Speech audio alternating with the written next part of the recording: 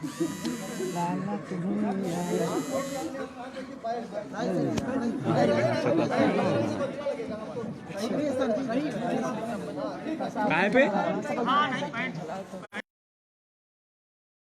रस की कविताओं के साथ यहाँ पे आए हुए हैं। जैसा कि आप पहले भी कई वर्ष से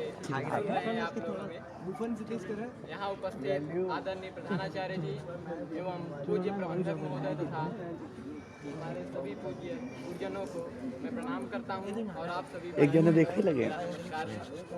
अपनी कविताओं को मैं शुरू करने से पहले शुरू करने की कड़ी में सबसे पहले मैं चंद्रशेखर आज़ाद जी के बारे में 4 पंक्तियों में उनकी जीवनी को पढ़ना चाहता हूँ और इसमें इस पंक्तियों में आपके समर्थन को मांगता हूँ, जो कि आप जानते हैं किस तरह देना है तालियों के रूप में। छोटी सी उम्र में ही कर गए बड़े काम, ध्रुव नचिकेता प्रहलाद जैसी जिंदगी, जन्म से नगण्य किंतु कर्म से प्रणम्य बने, सबरी जटायु है निषाद जैसी जिंदगी, टायर के सीने में उतार गोली उधम से, सीना तान के जिए फौलाद जैसी जिंदगी, जीते जी फिरंगी सरकार जिसे छू न सकी, है धन्य चंद्रशेखर आजाद जैसी जिंदगी, धन्य चंद्रशेखर आजाद जैसी जिंदगी।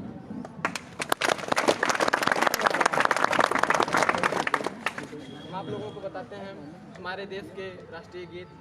वंदे मातरम के बारे में 4 पंक्तियों में कहना चाहता हूँ। हार ही में जीत है ये पावन पुनीत है, क्रांतिकारी गीत है महान वंदे मातरम, भगत का गुरु ग्रंथ बिस्मिल की ये गीता, असफाक उल्लाह का कुरान वंदे मातरम, जेल की दीवारों पे शहीदों ने लहू से लिखी,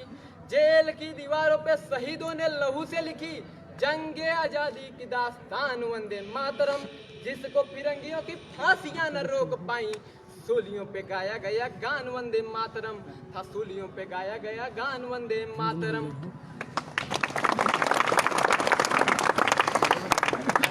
सेनानी आदरणीय भगत सिंह जी के जीवनी को मैं 4 पंक्तियों में कहना चाहूंगा। शौर्य सिंधु के विराट ज्वार थे भगत सिंह, जिसमें फिरंगियों की नाव डूब जानी थी, जिसमें स्वतंत्रता का पावन प्रसून खिला, पंचनद की ओ वंश वेद बलिदानी थी, जिसमें स्वतंत्रता का पावन प्रसून खिला, पंचनद की ओ वंश वेद बलिदानी थी, वीरता का जुनून मिला जिसे लोरियों में, सिंघनी का दूध पिए शेर की रवानी थी, रंग दे बसंती चोला गा के फंदा चूम लिया, फांसी वाला जिसने वह धन्य नौजवानी थी, फांसी वाला जिसने वह धन्य नौजवानी थी।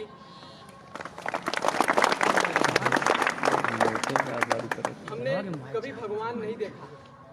कोई पूछता है हमने कभी, हाँ एक्चुअली हमने कभी भगवान नहीं देखा, पर हमने उस देवता को जरूर देखा है जो वर्दी में और अपने कमांडो वाले या फौज वाले कह सकते हैं आप लोग वस्त्रों में सीमा रेखा पर रह करके -32 डिग्री सेंटीग्रेड पर 32 किलो का बोझा लाद करके बर्फीली पहाड़ियां हो चाहे झंखाड़ हो चाहे जो हो, अपने आप की परवाह ना करते हुए हमारे देश की रक्षा करते हुए हैं। मैं तो केवल और केवल उन्हीं को भगवान मानता हूँ, इसके सिवा मेरे लिए शायद कोई नहीं होगा।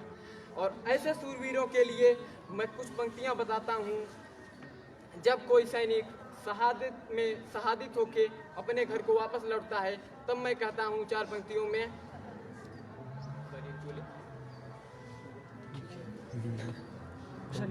मैं उन केसों में 5 जन्म भी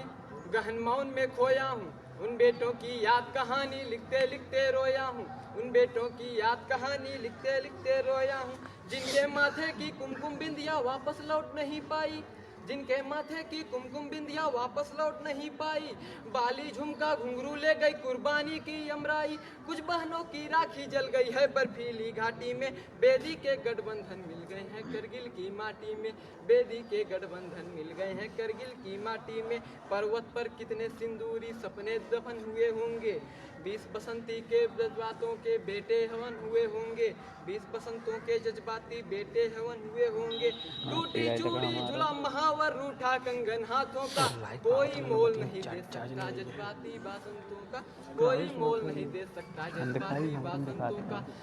उन आंखों के 2 बूंदों से यो तो सागर हारा है, जब मेहंदी वाली हाथों ने, अभी हमारे गुजरात में काल की ही कोई बहुत पुरानी खबर नहीं है, किसी औरत की एक शादी हुई, केवल एक दिन भी वह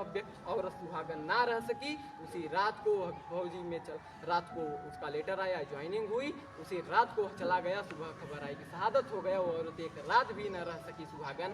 और तब कहता हूँ चार पंक्तियाँ, उन आँखों की दो बूंदों से यो सातों सागर हारा है, जब मेहंदी वाली हाथों ने मंगलसूत्र उतारा है, गीली मेहंदी रोई होगी छुपके घर के कोने में, ताजा काजल छूटा होगा चुपके चुपके रोने में, ताजा काजल छूटा होगा चुपके चुपके रोने में। और अगली दो पंक्तियाँ उस देश की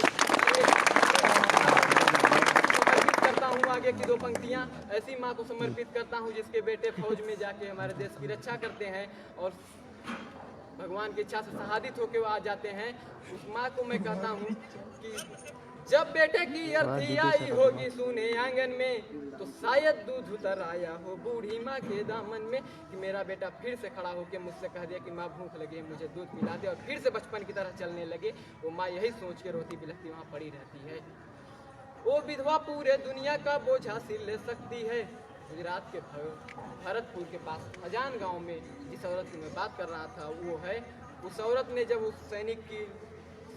पार्थिव शरीर जब सेना लेकर आई तो उसने अपनी शादी वाले जोड़े को पहना और पूरा श्रृंगार करके उसी जोड़े में आज तक धरती के किसी कोने में किसी मजहब में ऐसा नहीं हुआ कि किसी औरत ने किसी के अर्थी को कंधा दिया हो। वह पत्नी, वह एक विधवा हो चुकी औरत अपने पति की अर्थी को उस जोड़े में पहनकर कंधा देते हुए उसके अंतिम शमशान घाट तक उसे विदा किया। और उसने वो हमेशा के लिए कसम खाया कि मैं एक दिन के लिए इसी पर अब मैं कभी शादी नहीं करूंगी, हमेशा मैं शहीद की विधवा कही जाऊंगी। यह मेरे लिए अधिक गर्व की बात होगी दूसरी शादी करने के तुलना में। और उस ऐसी देवी के बारे में जो एक खुद ग्रंथ बन गई है उसके बारे में मैं क्या कह सकता हूँ। पर दो पंक्तियाँ लिखने की कोशिश की है, अगर अच्छी लगे तो आप अपना समर्थन जरूर प्रदान कीजिएगा। वो विधवा पूरे दुनिया का बोझा सिर ले सकती है, जो अपने पति की अर्थी को भी कंधा दे सकती है, जो अपने पति की अर्थी को भी कंधा दे सकती है। ऐसी हर देवी के चरणों में मैं शीश झुकाता हूँ, इसीलिए मैं कविता को हथियार बना कर गाता हूँ, इसीलिए मैं कविता को हथियार बना कर गाता हूँ।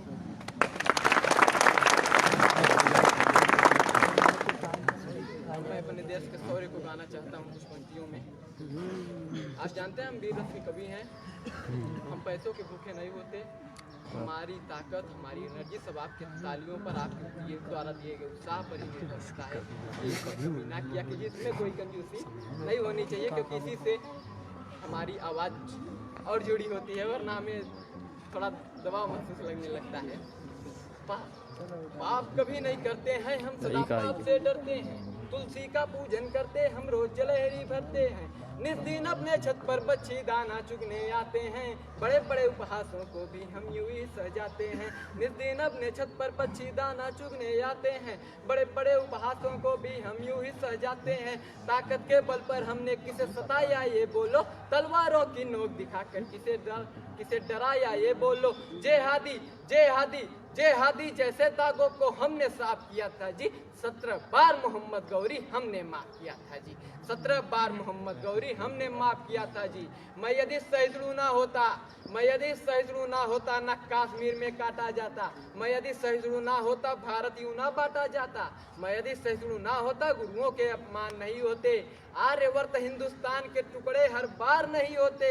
मैं यदि सहिष्णु ना होता तो कोई कलंकी ना कहता, संसद के गलियारे में भगवा या आतंकी ना कहता, मैं यदि सहिष्णु ना होता हिंदू बदनाम नहीं होते, मैं यदि सहिष्णु ना होता अब तक पाकिस्तान नहीं होते। 7 लाख कश्मीरी पंडित निकाल दिए गए थे कश्मीर से,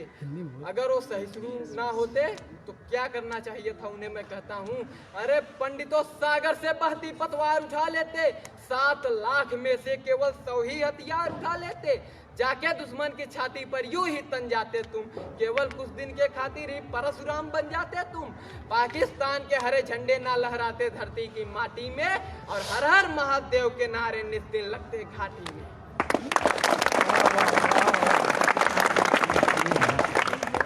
मैं 2 लाइन के साथ अपनी वाक्य को अपनी वाणी को विराम देना चाहूँगा।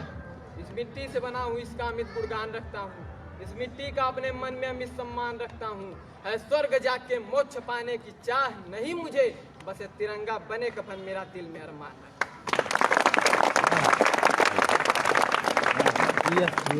बंद कर खड़े हो गए बाबा। धीरज कभी की बात है।